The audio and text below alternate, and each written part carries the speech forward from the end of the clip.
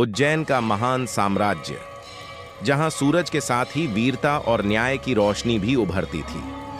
उसी राज्य के सम्राट थे राजा विक्रमादित्य, एक वीर, न्यायप्रिय और बुद्धिमान राजा, जिनके नाम से दुश्मन भी श्रद्धा से झुक जाते थे।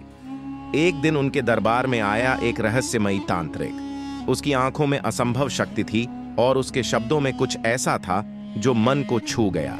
उसने कहा, महाराज, एक शापित भूत है, बैताल। यदि आप उसे पकड़ लें तो आपको असाधारण शक्ति और ज्ञान प्राप्त होगा। राजा विक्रमादित्य ने बिना डरे उस चुनौती को स्वीकार कर लिया।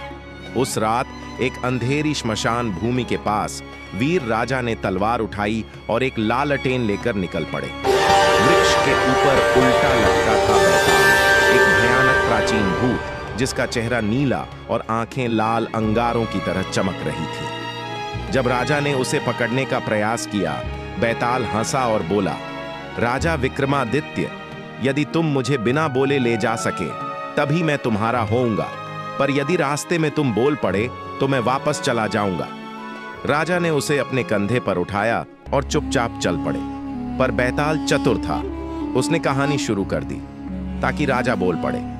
एक समय की बात है, बैताल बोला, 3 राजकुमार एक ही राजकुमारी से प्रेम कर बैठे।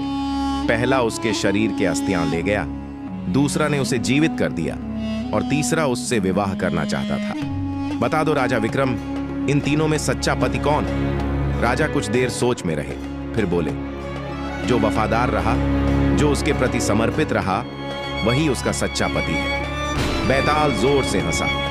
हाँ हाँ हाँ राजा विक्रमादित्य, तुमने जवाब दे दिया और अब मुझे वापस जाना होगा। बैताल हवा में उड़ गया और राजा फिर से उसके पीछे दौड़ पड़े।